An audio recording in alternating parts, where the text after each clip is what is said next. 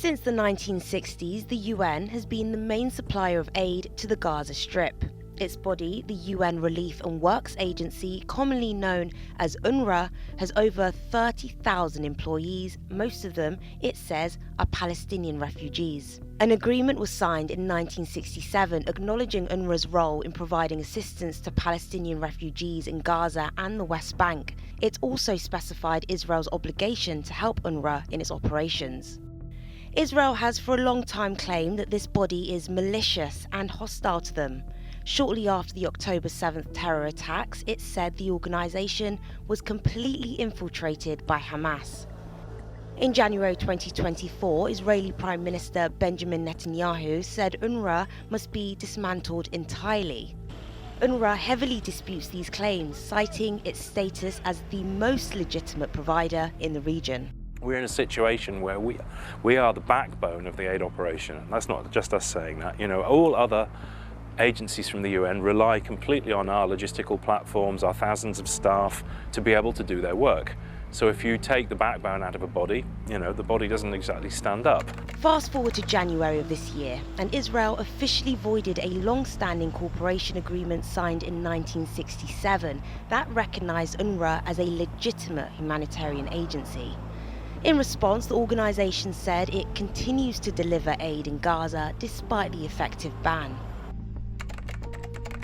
So this is the context within which the Gaza Humanitarian Foundation comes about. It's established in February as a non-profit organisation, registered both in Delaware in the United States and Switzerland. Its executive director was Jake Wood, a US military veteran. But no one really knew about it back then. It wasn't clear who was really behind it, and it was also not at all clear how significant it would come to be in Gaza. The following month, on March 2nd, Israel halts the entry of all humanitarian aid into Gaza. That includes fuel, food, medicine and water. After 11 weeks of the blockade, the situation in Gaza had deteriorated and aid groups were sounding the alarm. Israel was facing huge diplomatic pressure as well. The UK government described the denial of aid as appalling, and the International Court of Justice called it disastrous.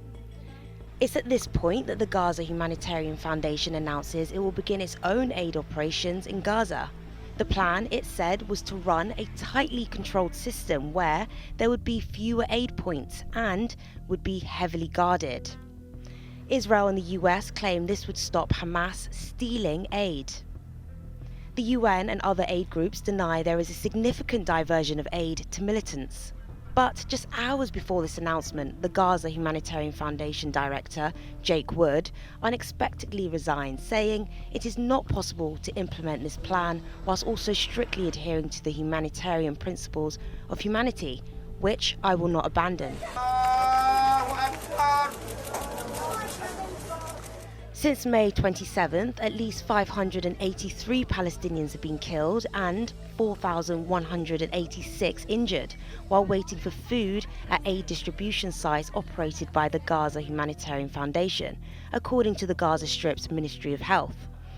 June 3rd saw 27 Palestinians killed and almost 200 injured as they approached the distribution point.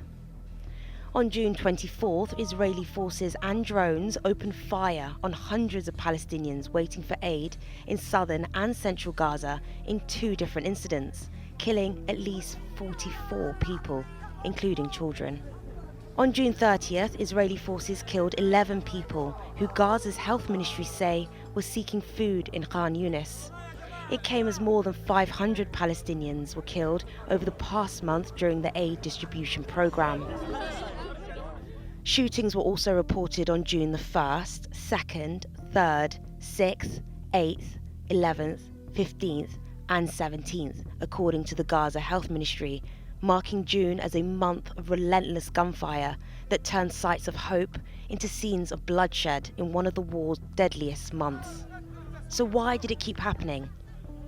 Aid groups have warned that having very few aid points, which often causes overcrowding, and a large military presence at or near these sites are always a disaster waiting to happen. Last month, we asked the Gaza Humanitarian Foundation for a response to this, but they didn't get back to us. By early July, Swiss authorities launched proceedings to dissolve the Geneva branch of the Gaza Humanitarian Foundation, which was allegedly launched to support donations outside the US.